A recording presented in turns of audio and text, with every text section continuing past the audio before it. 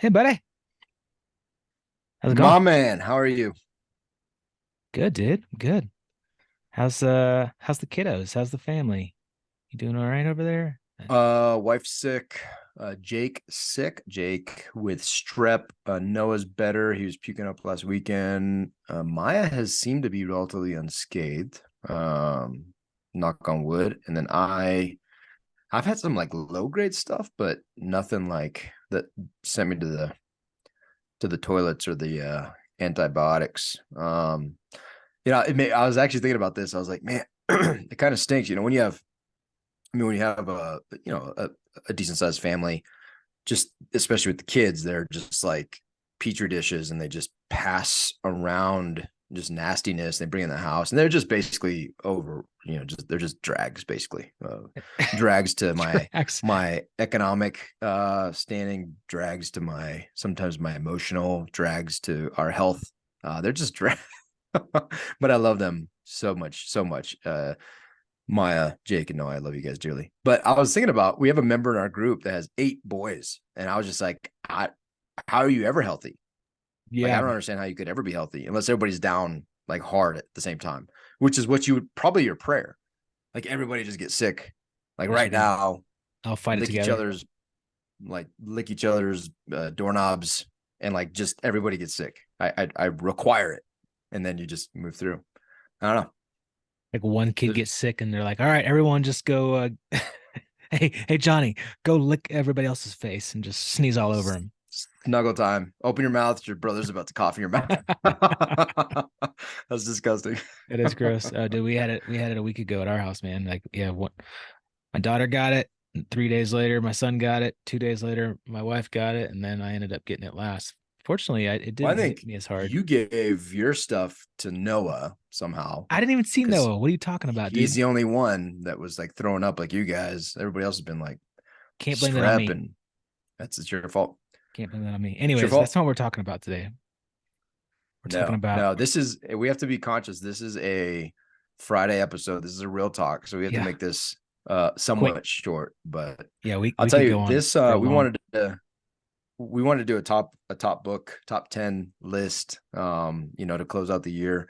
And as I was looking, excuse me, as I was looking at it, I was like, yeah, I mean, I'll give you 10, but it's probably gonna be like topically, and it's not gonna be 10 books. And it is very, very challenging to narrow down.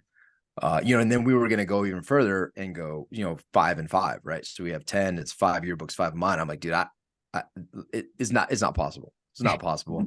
Yeah. I guess it could be maybe, but it would feel dirty to me. So, Feel so yeah, dirty man, because you just I don't want to think, leave some books out.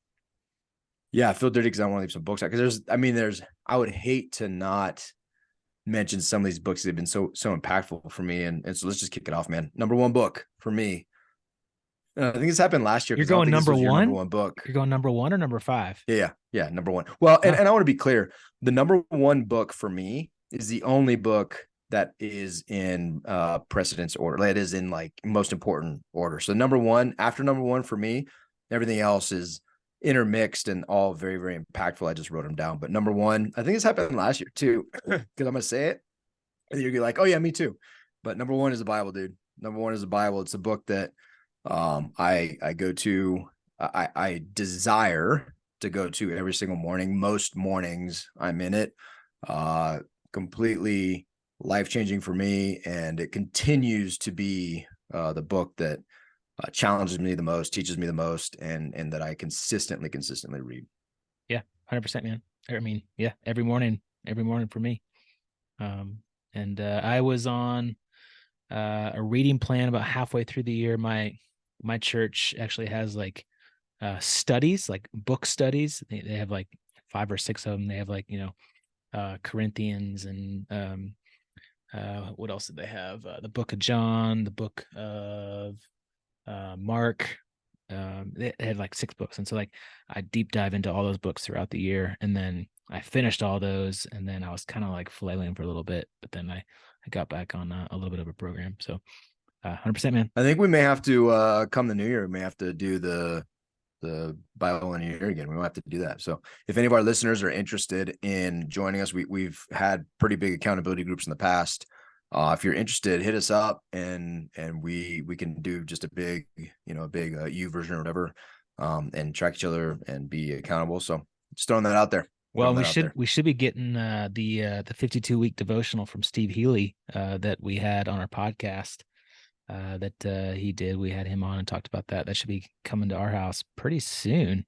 I know he got them in the mail and should be sending them, so we should have that for 2024 to go through. Nice. All right, what's next? All right, dude.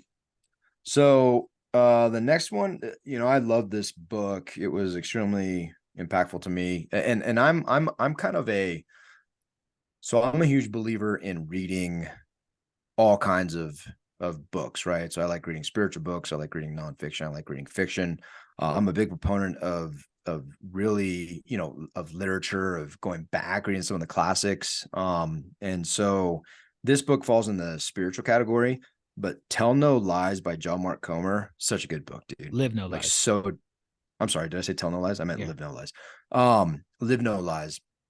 Fascinating book, super well written. I mean, that guy, I love his podcasts, I love his sermons, I love, the stuff that he puts out. And that book was really challenging, but I loved how it was very much, it was a lot of people think that faith books and faith in general is like this, you close your eyes and you just you hope for the best and you have faith in this thing that's unprovable.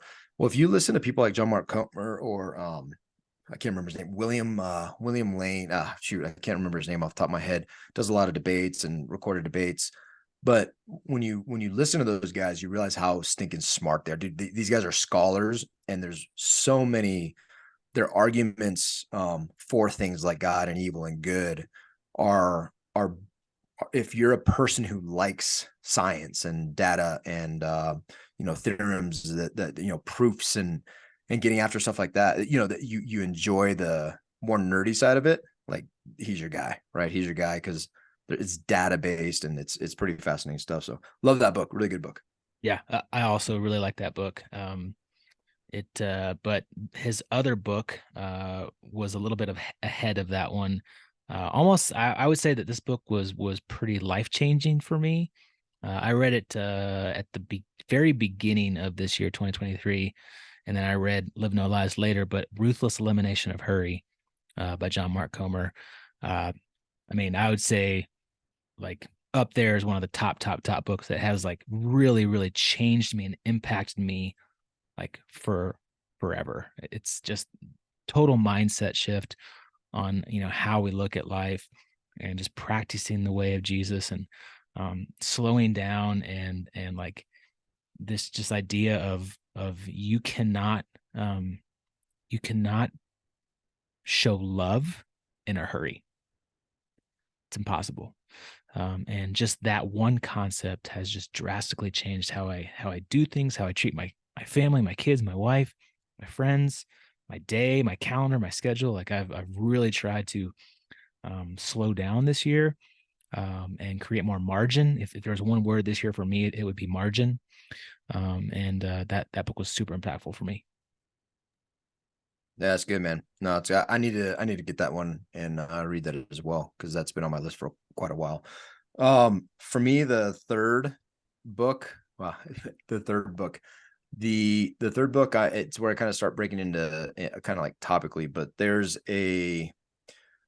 two books for my third book, but very much related. And the two books are Taking Stock by Jordan Grummett, Doc G, who was recently on the podcast. Amazing dude. And then the one that was very related for me was Die with Zero by Bill Perkins. And so those two books were very much challenged the idea of and actually we had a podcast this week we recorded a podcast with a gentleman who's also looking at challenging this what was his name, Mike Bursick. Yep. I say his name terribly, so Mike, sorry. But these three guys for me are dudes that really challenge the idea of defining success and really putting an end to the personal pursuit of arbitrary numbers and arbitrary measures of what we believe are most important, and really in reality they're not. Most of the time it's not. And Doubt Zero, amazing book. The way that he kind of lays it out, frames it, the tactics he gives are awesome, but from a slightly different angle, Doc G, taking it from the end of life experience that he's excuse me, had as a hospice doc, and really relating those messages and helping us get to the point where today we could take action and define the person we want to be, on our deathbed, and start doing stuff about it now, and realizing the priorities in life are not, I want to scale my business and make all kinds of money and drive a nice car, whatever it is, right? Like there's some very real things relationally, mostly, that we can get after today, which is super life-changing. Yeah, man. I mean, same. Like both of those books are super impactful for me. Die with Zero, again, I think that's one of the books that has really changed the way I think, the way I act, the way I do this year. And that will impact the rest of my life. I mean, the two concepts from that book of one, from a health perspective, of like, health is wealth, and really investing in your health, and realizing that there are some things in life that you need to do now, while you're healthy, while we're 44, when we're in good shape and in good health. Like some of these trips and some of the things that we want to go do, like we need to take advantage of that now, like while we're healthy, right? We can't wait till retirement when we're 60, 70 years old to do some of these more challenging, more physically required activities and events to go do, and you need to go take advantage of those things now. And then the idea of memory dividends. So for the health thing, like I invested in a performance coach this year, a health coach this year.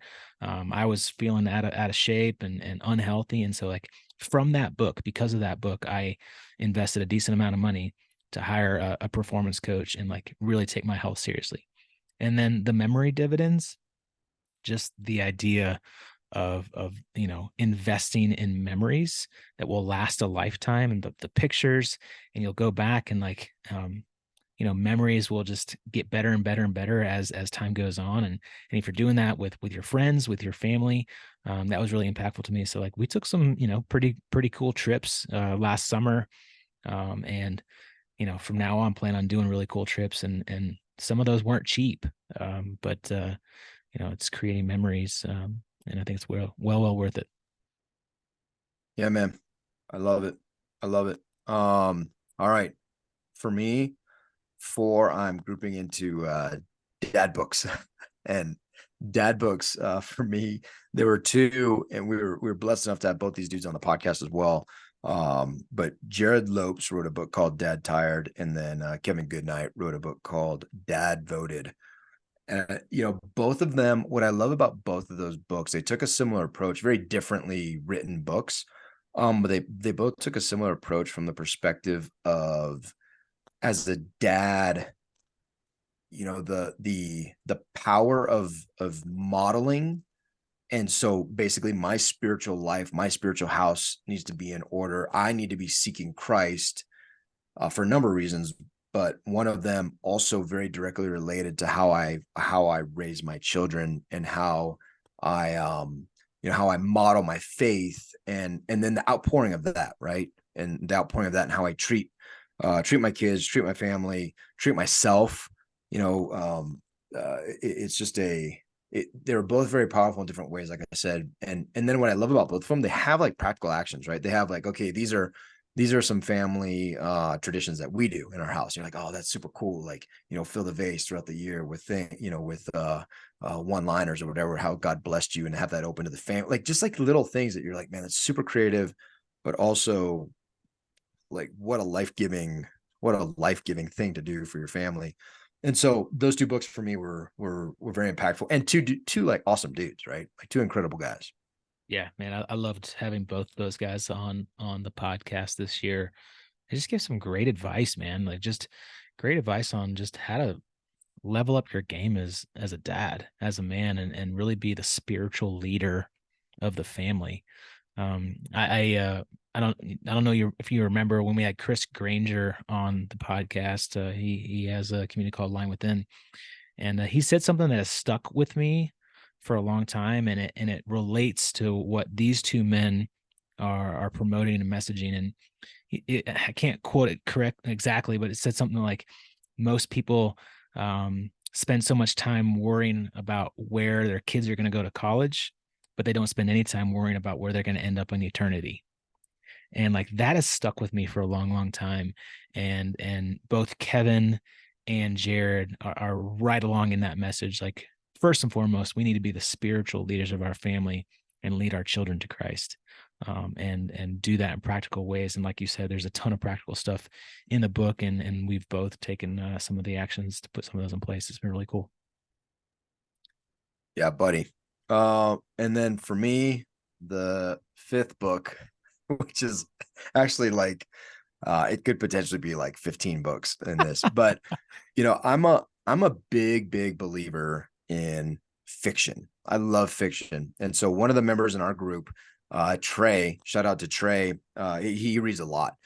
And I just reached out to him one day and was like, hey dude, like what you reading? Who you reading? And he's like, dude, read Pat Conroy. I'm like, okay. And I never heard of Pat, I hadn't heard of him. But then when I started looking at his titles, like he some of his books are like you'll recognize like The Great Santini, right? Like that was a movie. The Great Santini, there's what is that other one? Prince of the Tides. I've not seen that movie or read the book, but that's one of his books. And so I started with and you dude, you have to wait forever for the library for these. Like he's a pretty popular dude, Southern author. But I'll tell you that there's a couple things I love about it. So the book I started with was what's that book called? It was South of Broad.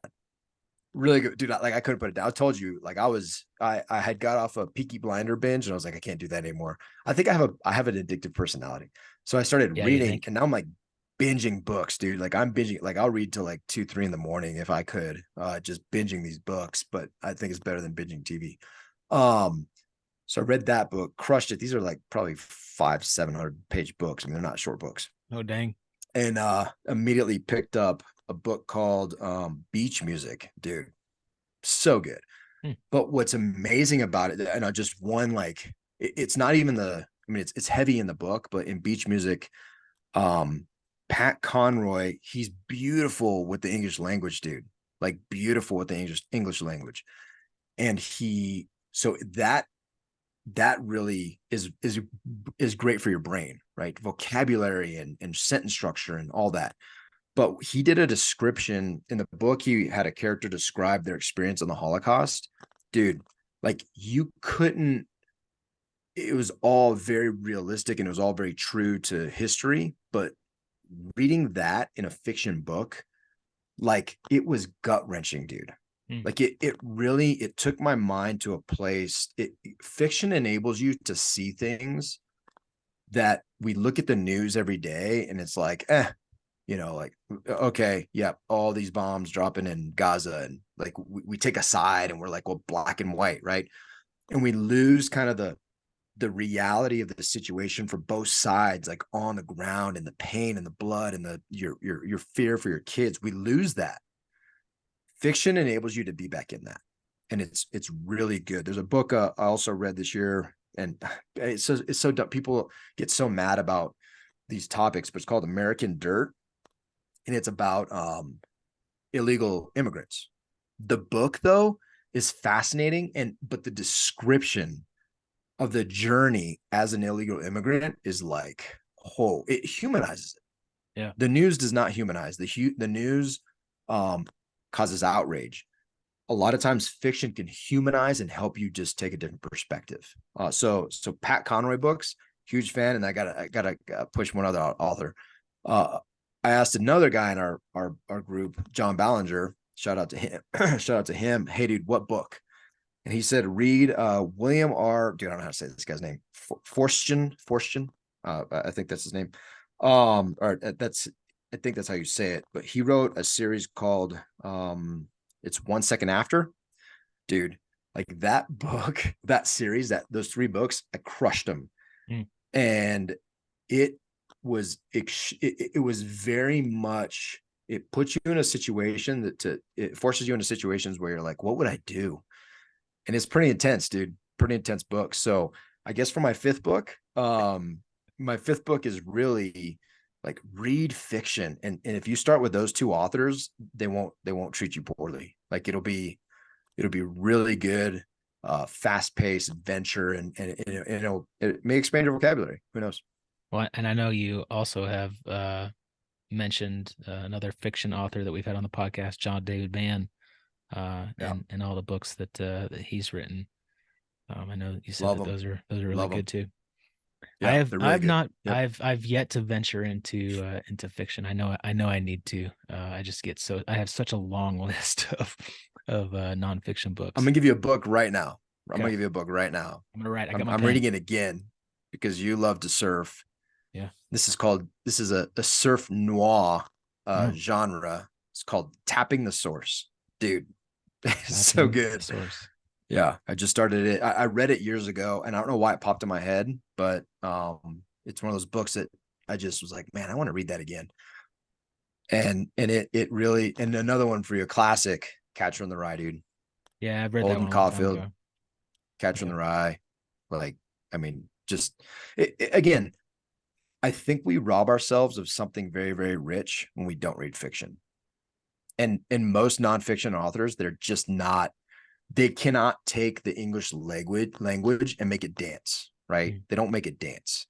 And these guys, like I oftentimes I'll reread paragraphs. I'm like, man, that was like, I would love to tell a story like that because that was beautiful. Yeah, that's good, man. All right, mine. I mean, you hit on I think one, two, three, four, really. Um, if I was gonna do number five, I'm gonna cheat like you. You're kind of cheating, but Yeah. I'm gonna give an author as well, and he has three books, and I read all of them this year. The author is Justin Whitmore Early, and he's all about habits. The first book I read was called Habits of the Household, and that was basically just a book about really about parenting, about how we parent, again, kind of leading the family spiritually, through good habits, and he equates habits to liturgies. So that was the first one. Then I went back and I read his first one, called The Common Rule, and really loved that one. And then we decided as a tribe to do use that book as the book club book that we're going to hit on. Specifically, we're going to talk about it a lot in January when we're hitting on habits and kind of creating some new habits for the new year. And then he came out with a new book just recently called Made for People, and that's all about friendship, covenant friendship, and also, dude, super good.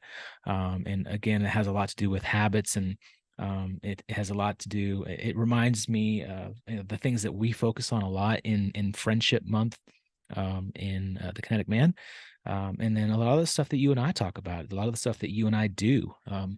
And it's validating to know that like you and I are in a place where there's that covenant friendship idea, and it's a really good book. Well, dude, I'll tell you, this just happened. And why this is germane to the point.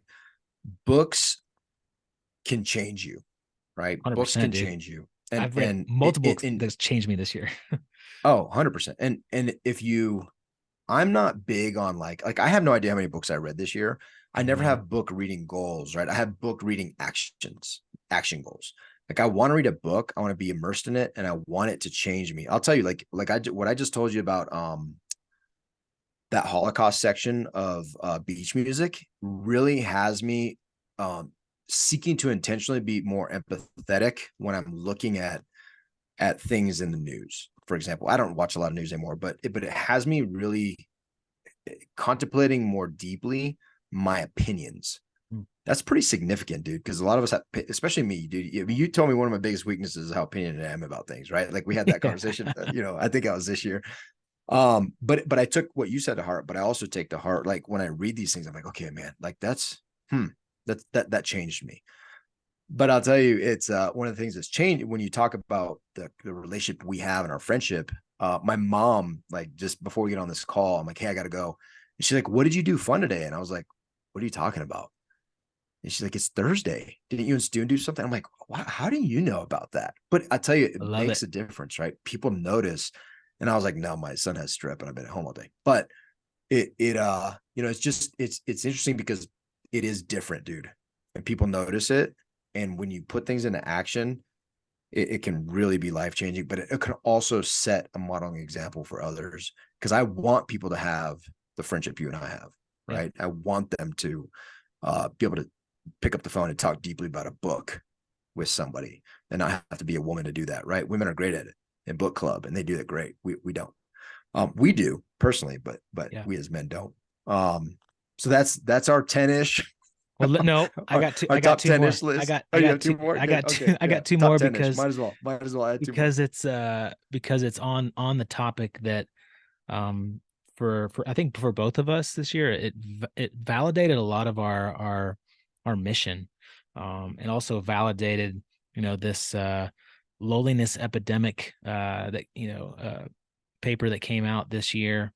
But two books that just hit a lot on just how important relationships are, and specifically for men. One is The Good Life by Mark Schultz and Robert Waldinger, and it's hitting on the 87-year study about relationships and how that is like truly what make people happy.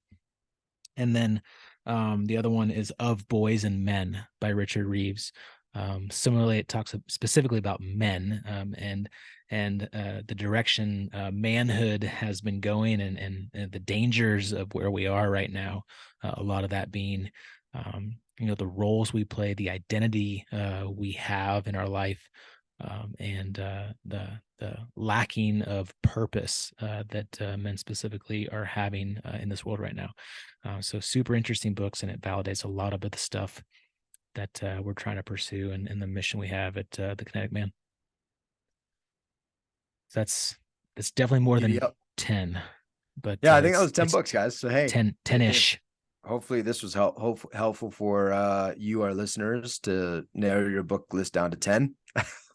That's your reading list for 2024 if you haven't read any of those. That's your 10 book reading list for 2024. Ish. There's approximately 25 books in our 10 book in our 10 book top 10. So there you go. I mean, There you go. I have like 10 more I could probably talk about. But Math is good. I'll tell you, dude. I don't think I just don't read bad books, and I think that there's so much goodness out there that I mean, just be intentional with your reading, and look to see what you can get out of it, learn from it, take action, and read more, be different, be better, be well, and what kinetic, you giddy up. said, man, like let me just hit on the one thing, like read, but then like take action on the stuff you're reading, right? Like actually go do the things that they're like saying to do. Like actually change, like make change based off of what you're reading and learning.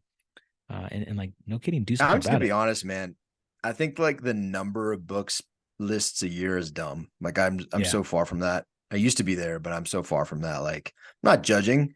I'm just saying, like, you could read 100 books and do nothing with them. You could read one and take radical change. Which guy do you want to be? You know what I mean? Right. So anyway, Amen. Good stuff. yep. Go read those 10-ish top 10-ish books. Finish books. Good luck. Yeah. Yeah.